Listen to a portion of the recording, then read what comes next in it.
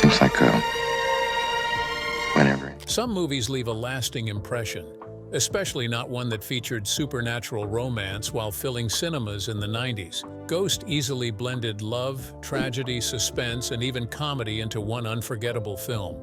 Starring stars like Demi Moore, Patrick Swayze, and Whoopi Goldberg, it became a global phenomenon.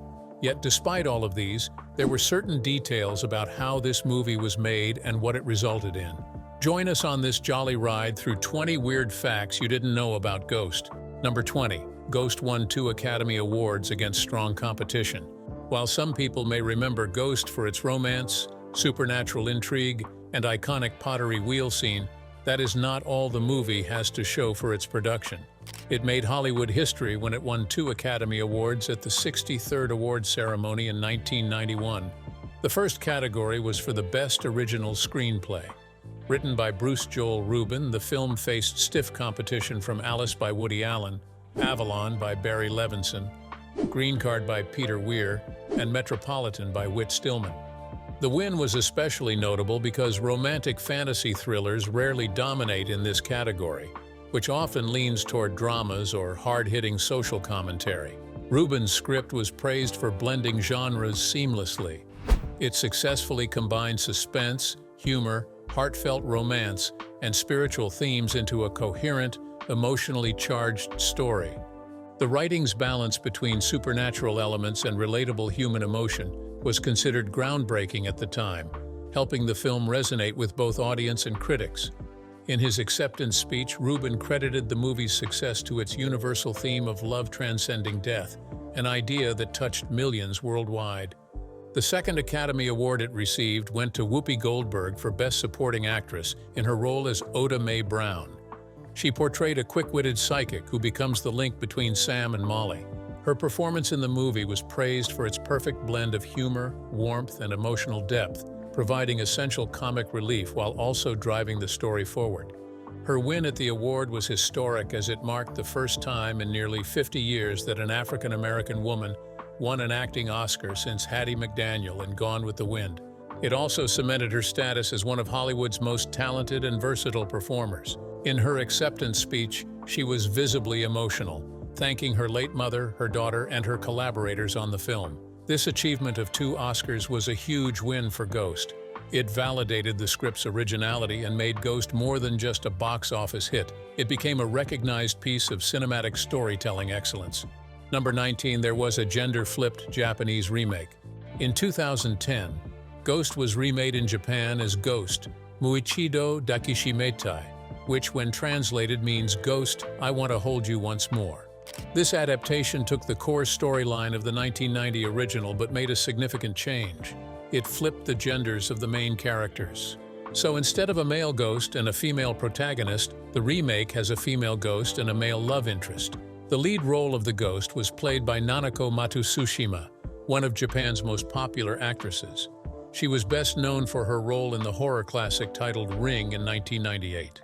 In this remake, she played the role of Nanami Hoshino, a talented pottery artist whose life is cut short by a hit-and-run accident. In contrast to the original script where Patrick Swayze's Sam Wheat was the ghost, here it is Nanami who returns in spirit form to protect her partner. Her love interest, Kim Jun-ho, was portrayed by Korean actor Song Sung-hyun, a major figure in the Korean entertainment industry and a heartthrob across Asia. The casting of a Korean star in a Japanese production was notable at the time, as it reflected the growing popularity of the Korean wave in Japan.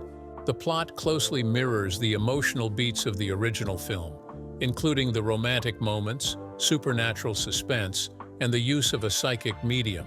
However, the medium role, which Whoopi Goldberg originally played as Oda Mae Brown, was taken on by actress Kiran Kiki, a veteran performer known for her quirky and comedic style. The remake kept the famous pottery scene, but with the roles reversed, the male partner shapes the clay while the ghostly female character watches tenderly. Unlike the original's New York setting, the Japanese version makes use of Tokyo as its backdrop, thereby giving it a distinctly local flavor and cultural nuance. Having been released on the 13th of November 2010, the film was marketed as a romantic fantasy drama for Japanese audiences. While it did not eventually achieve the same global box office success as the original film had done, it received positive attention in Asia. This was for its emotional storytelling and fresh take on the beloved plot. Critics noted that the gender swap allowed the remake to explore different emotional dynamics, while keeping the core message about love transcending death intact. Also, while the original movie grossed about $505,700,000 worldwide and around $217,600,000 in the US alone, this Japanese remake grossed roughly around $9,800,000. Number 18. Jerry Zucker spruced up the script and added humor. Before Ghost, Jerry Zucker was best known for writing and directing comedies like Airplane, making him an unexpected pick to direct an emotional supernatural romance. Screenwriter Bruce Joel Rubin admitted to the Los Angeles Times that he was skeptical. According to him, "I wanted Milos Forman or Stanley Kubrick to direct the movie. When I was told that the guy who made Airplane was going to direct Ghost, I cried." Once Zucker came on board, he and Rubin went through 19 drafts of the screenplay. Zucker restructured the story to add more twists, keep the pacing brisk, and sprinkle in moments of levity. Zucker explained that all those zany comedies have instilled a sense of pace in me. And yes, I added more humor. A lot of the work I did was taking things in Bruce's head that weren't clear in the script and helping translate that into something a mainstream audience could grasp and digest. Number 17. The pottery scene was almost very different. The pottery wheel sequence between Sam and Molly is one of the most famous romantic scenes in film history. However, it wasn't always planned that way. Early drafts of the script did not feature pottery at all. Instead, the intimate moment was supposed to take place while Molly was painting. However, Jerry Zucker and screenwriter Bruce Joel Rubin decided that painting did not have the same tactile, sensual quality they wanted. They wanted a setting where physical touch could naturally merge with emotional connection. During production, Demi Moore learned how to throw clay for the scene, with guidance from a professional potter on set. The crew filmed her shaping the vase in real time, capturing genuine imperfections in the clay as her hands moved. Patrick Swayze, who had never touched a pottery wheel before filming, joined in for the second half of the scene. His lack of skin added a spontaneous, unscripted realism to the moment. The combination of unchained melody, dim lighting, and the slow, intimate choreography transformed the sequence into cinematic magic. The crew immediately recognized its impact while watching the playback. Over the years, the scene has been parodied in countless TV shows and films, but its original power still resonates. As Zucker later explained, "We wanted something symbolic of creating something together, something pottery, and pottery became the perfect metaphor for love and loss." Number 16. Ghost turned Demi Moore into the highest-paid actress in Hollywood. Before Ghost, Demi Moore was best known for her work in films like St. Elmo's Fire and About Last Night, but she wasn't yet considered a bankable superstar. All of that changed for her after her tear-filled performance as Molly Jensen helped make Ghost into a global phenomenon. The film's success launched her into Hollywood A-list and cemented her as a major box office draw, while allowing her to command unprecedented salaries for her new projects. From A Few Good Men to Indecent Proposal to Disclosure, earning nothing less than $80,000 for each of these hits. By the mid-1990s, something shifted. She was reportedly earning $12,500,000 for Striptease in 1996. At this time, that amount of money for a movie made her the highest-paid actress in Hollywood. Unfortunately, the movie wasn't a huge hit, and a few years down the line, she traded Hollywood for Idaho. Number 15. Tony Goldwyn received hate mail for playing the villain. Audiences loved Ghost and the tragic romance between Sam Wheat and Molly, but did not like Carl Brunner. Carl starts the film as Sam's trusted friend and colleague, but soon betrays him. His betrayal then sets off a chain of events that lead to Sam's death. By the time the credits rolled, audiences' minds were made up. They did not just dislike Carl, they were furious at him for his betrayal. In interviews, he has recalled that viewers were so invested in Patrick Swayze and Demi Moore's romance that they took his betrayal personally. He received hate mail from viewers who couldn't separate the actor from the character, accusing him of being the guy who murdered Patrick Swayze. He even stated that he received angry letters and was confronted by strangers in public who expressed their hatred for what Carl did. For a relatively new actor at the time, This was both a compliment to his craft and a startling reminder of how deeply movies can affect people. While the insults might have been intense, it also showed that Goldwyn was someone who could handle complex and morally flawed characters. In interviews, he has admitted that he had to laugh it off, understanding that the letters were more a testament to Ghost's impact than a personal attack. It remains a testament to how a well-played villain can leave a lasting and sometimes uncomfortable impression on an audience. Number 14. Ghost made romantic films cool again. In the summer of 1990, big-budget action movies like Die Hard 2, Total Recall, and Dick Tracy all dominated marketing campaigns. However, none of them managed to secure a top 5 spot in the year-end box office. Instead, a romantic comedy, A Pretty Woman joined a Ghost in bagging one of the year's biggest hits. Pretty Woman earned $178 million domestically, while Ghost soared past the $217 million in the U.S. alone. The success of Ghost and Pretty Woman has revitalized the comedy. This was from a 1990 New York Times article that also pointed out that studios had spent recent years chasing explosive action-adventure blockbusters. In Ghost's wake, Hollywood once again embraced romance, thereby paving the way for massive hits like The Bodyguard, Jerry Maguire, and Titanic. Number 13. The film used baby cries to create a terrifying sound. One of the strangest and most unsettling sound effects in Ghost did not come from a synthesizer, an animal, or even a human voice actor. It came from recordings of real crying babies. This effect was used to create the disturbing noise made by the dark, shadowy subway to hell spirits that appear throughout the movie to drag evil characters away. These shadowy figures were a combination of visual and audio elements designed to be as haunting as possible. The sound design team, led by editor Bruce Stambler and sound effects specialist Maurice Schell, wanted a noise that would feel both unnatural and deeply disturbing. They realized that babies' cries have an innate ability to unsettle listeners on a primal level and that humans are biologically hardwired to respond to them. So they recorded a baby's cries. However, rather than just using it as it were, the team manipulated them through a combination of slowing the audio down, adding heavy reverb, and blending with low rumbling tones. They then re-recorded it from behind when they were done with the edits. The result of this was a distorted, almost demonic wail that did not sound like a baby anymore but still tapped into the same emotional discomfort. The effect was especially chilling because it triggered a sense of alarm in the audience, even if they couldn't consciously identify the source. On interview, Stambler explained that the cries were mixed with wind noises and other unsettling sound layers to make the spirits feel like they were surrounding the victim from all directions. These hell sounds became one of the most memorable and nightmarish parts of Ghost, sticking in viewers' minds long after the credits rolled. By using something as innocent as a baby's cry and twisting it into something terrifying, the filmmakers demonstrated just how much sound design can shape the emotional impact of a scene. It is also a perfect example of how Ghost blended romance, drama, and horror elements to create a uniquely haunting atmosphere. Number 12. The movie revived the song Unchained Melody. The pottery wheel scene in Ghost didn't just cement Patrick Swayze and Demi Moore's place in romantic movie history, it also catapulted the Righteous Brothers' 1965 cover of Unchained Melody back to the charts. While the song had originally reached number 4 on the Billboard Hot 100 in 1965, its revival in Ghost has given it new life.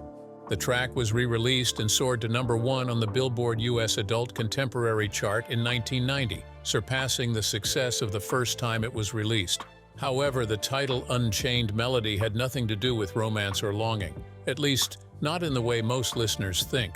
The song was originally written in 1955, about a convict torn between escaping or serving out his sentence. In its first year, 4 different versions of the track were popular at the same time.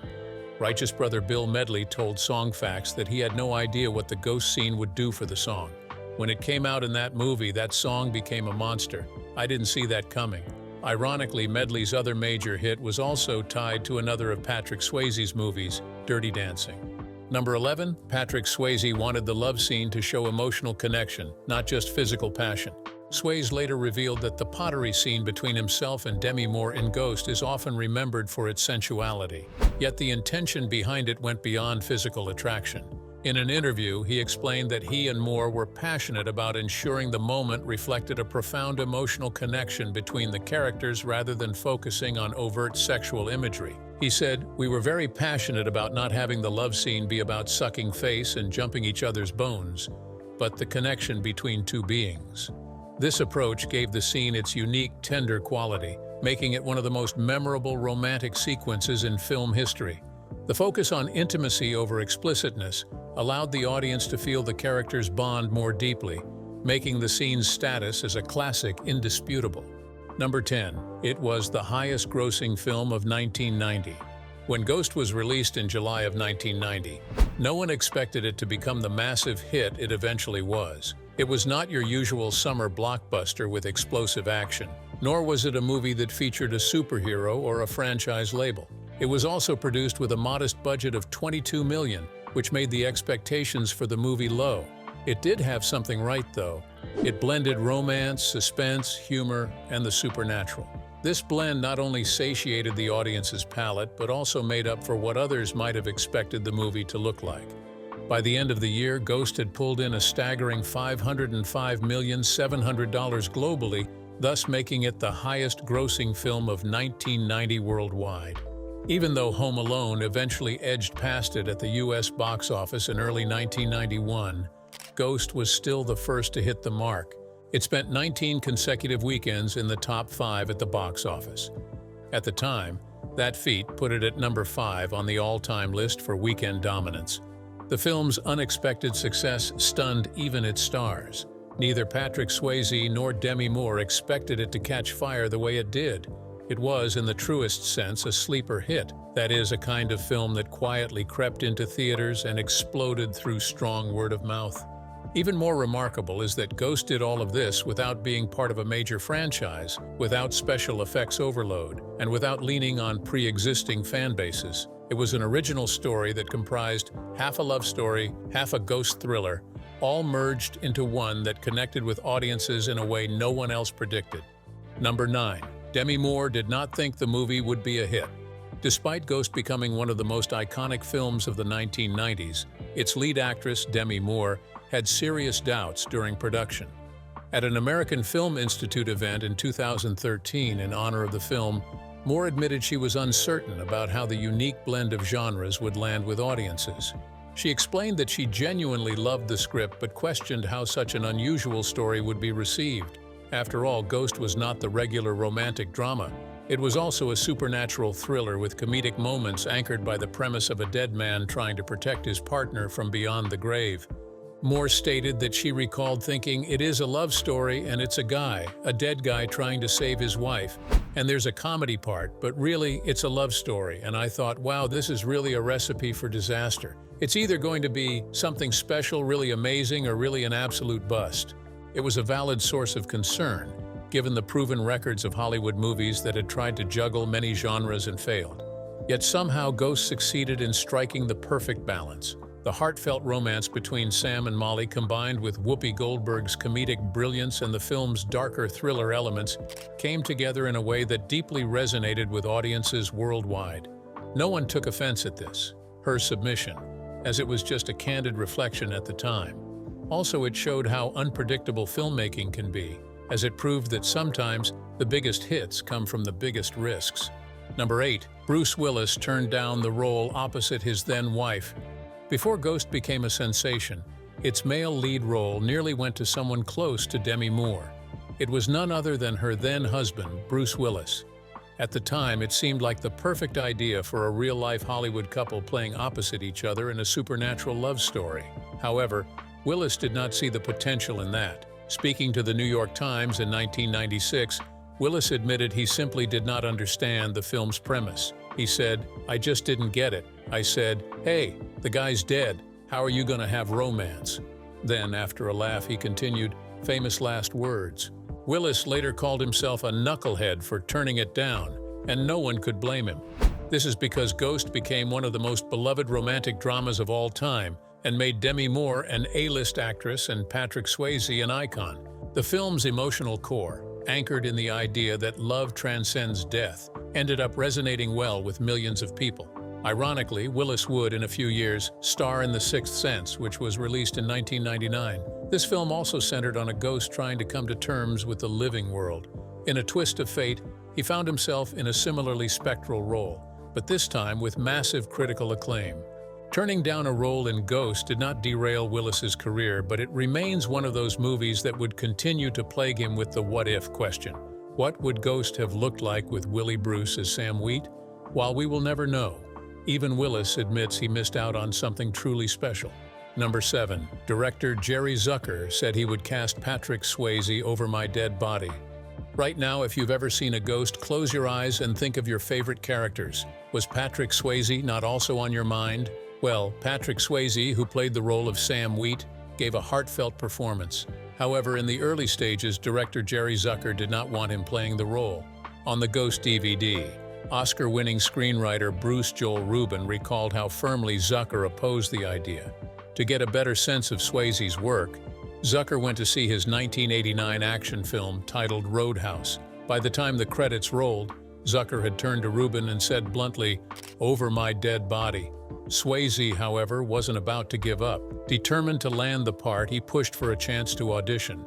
Zucker eventually agreed, not because he thought Swayze was right for the role, but because he admired his persistence. That audition changed everything.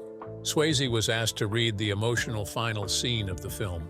By the time he finished, the room was silent due to the emotional charge it had built up. As Zucker recalled in a 1990 interview with People, "We all had tears in our eyes right there in the office, and we knew how it ended." At that moment, Zucker saw a depth in Swayze that he hadn't recognized before. Gone was the tough, swaggering action star from Roadhouse, and in his place now stood an actor capable of delivering tenderness, vulnerability, and raw emotion. The audition didn't just get Swayze the role, it set the emotional tone for the entire movie. Number 6. Tony Goldwyn got the role of Carl thanks to his wife. Long before becoming known, Tony Goldwyn was a struggling actor trying to land steady work. Despite being the grandson of legendary Hollywood producer Samuel Goldwyn, his path into major roles wasn't guaranteed, and his breakthrough in Ghost came with assistance from his wife. At the time, Goldwyn's wife, Jane Muskie, was already an established production designer working on big films. She was also the production designer for Ghost. She knew the role of Carl, Sam's best friend turned murderer, was still uncast, and so she kept urging Goldwyn to push for it. She kept insisting, and in her words, "They haven't cast that part, you should bug your agents." Goldwyn took her advice. He repeatedly called his agent, who at that stage in his career didn't have many calls to handle. Eventually, he managed to secure an audition. By sheer luck, the casting team happened to revisit his audition tape later and were struck by the strength of his performance. Director Jerry Zucker told Entertainment Weekly that he was impressed but uncertain. In his words, "We saw his tape and were immediately struck by how good he was, but I wasn't sure he was right for the part. He seemed too nice." As we would later see, it was that nice guy charm that made his betrayal even more shocking, adding an extra layer of impact to the story.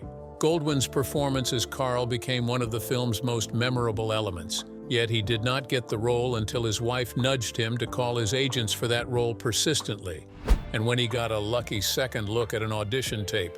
Number 5. Whoopi Goldberg was told she wasn't right for Oda Mae Brown. By 1990, Whoopi Goldberg was already a well-known actress with an Academy Award nomination for The Color Purple. So when she read the script for Ghost and fell in love with the flamboyant, streetwise psychic Oda Mae Brown, she thought she would be perfect for the part. However, the producers were against it for fun. In a 1990 interview with Associated Press, Goldberg recalled that when she expressed interest in the role, they had told her they were looking for an unknown actress instead. The decision was not as a result of her talent. It was simply a matter of the creative team wanting someone fresh and unfamiliar to audiences. Disappointed but undeterred, Goldberg moved on. Then, 6 months later, the producers came back to her. By that point, casting Oda Mae had proven more difficult than anticipated, and Goldberg was once again in the running. This time around, they offered her the role outright. It turned out to be a perfect match. Goldberg's performance brought humor, energy, and heart to Ghost. It also helped to balance the film's darker and more emotional moments. Her performance didn't just win over audiences, it earned her an award. Ironically, the very thing producers thought they didn't want, was exactly what made Oda Mae Brown so unforgettable. Number 4. Whoopi Goldberg credits Patrick Swayze for her Oscar win. Before Ghost, Whoopi Goldberg had already made history. In 1986, she earned an Academy Award nomination for her performance in The Color Purple, making her one of the most acclaimed actresses of her generation. She did not win that year, but it marked the beginning of a career filled with milestones. Her role as Oda Mae Brown in Ghost not only earned her the Oscar for Best Supporting Actress in 1991, but it also made her the first Black actress ever nominated in both the Best Actress and Best Supporting Actress categories. The win became the first step toward her rare EGOT status, which she completed in 2002 with a Tony Award for Thoroughly Modern Millie. Goldberg refused to take the credit alone.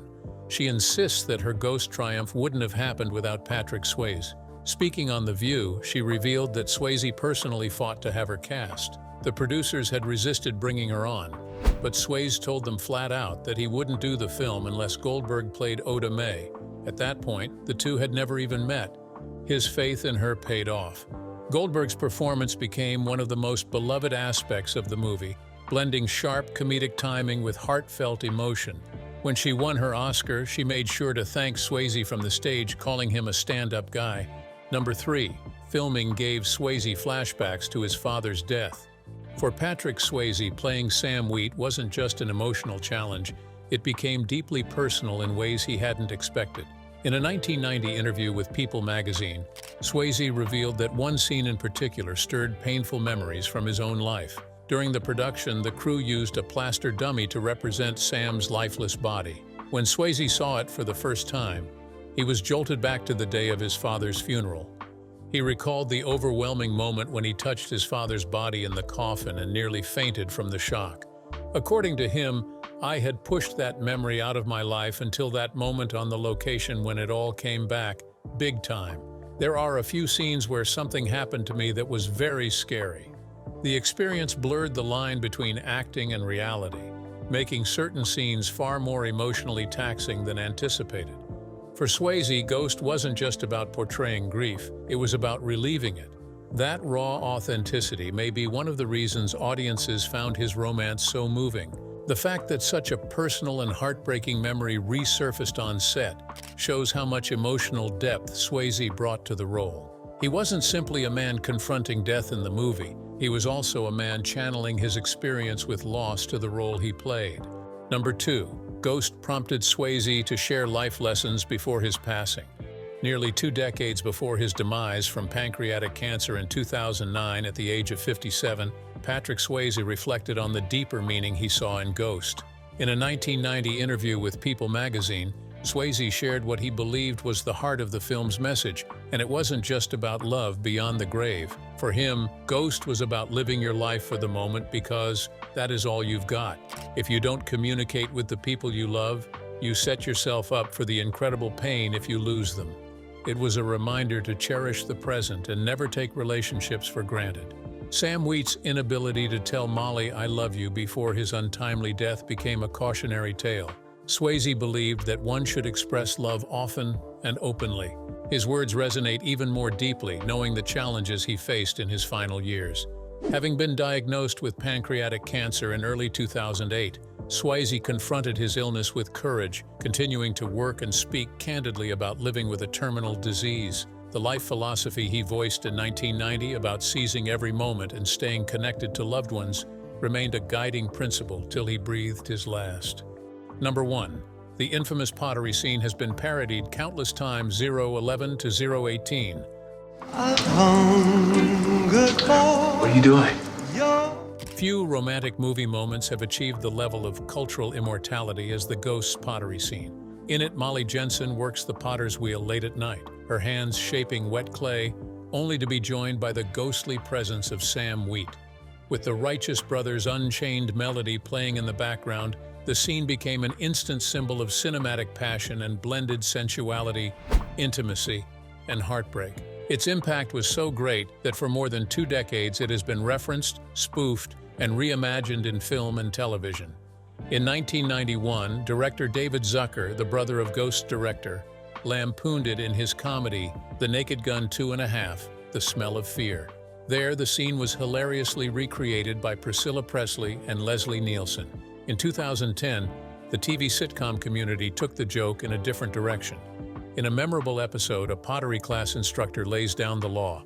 It was this: I will tolerate no recreating. Whether it is ironic or sincere, it is of the Patrick Swayze and Demi Moore pottery scene in Ghost. I've had to adopt a zero ghost tolerance policy. If you so much as hum 3 notes from that Righteous Brothers song with God as my witness, I will come at you with everything I've got. Even Demi Moore's personal life became part of the gag. In 2014 episode of 2.5 Men, her ex-husband, Ashton Kutcher, shared a pottery-making scene with John Cryer, which was a mimic of the famous moment. This romance, featuring a pottery scene that had people reaching for tissues while watching and recreating thereafter, was not just a box office smash, it even had to be remade in Japan, demonstrating its global appeal. Having pulled audiences to a story of love even after one was in the afterlife, the story continues to move the hearts of many, even to this day. Share in the comments if you enjoyed this video, like, share, and subscribe for more stories like this. Before you go, watch the other videos on your screen.